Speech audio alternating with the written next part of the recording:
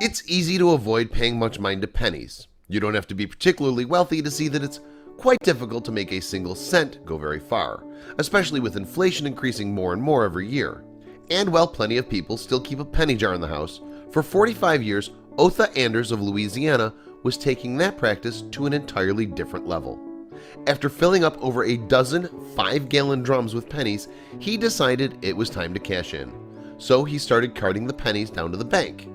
It took the bank more than 5 hours to count Otha's bounty, but the most amazing part is what they told him when they were done.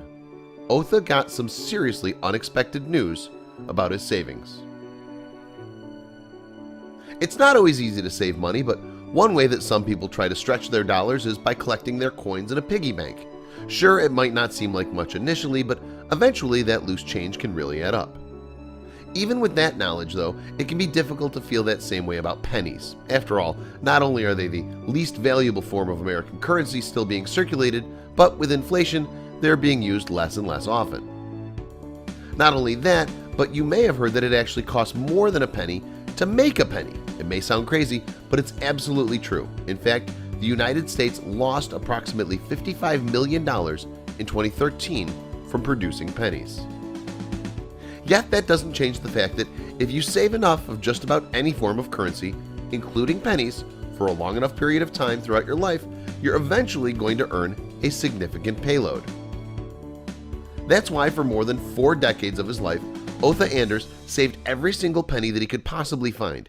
He had to know that they weren't going to be worth much, but that didn't stop him from trying to be as thrifty as he could. One could imagine that Otha, a Louisiana resident, must have been proud of himself for making such an effort to literally save every penny that he could. It certainly had to take a great deal of commitment and restraint.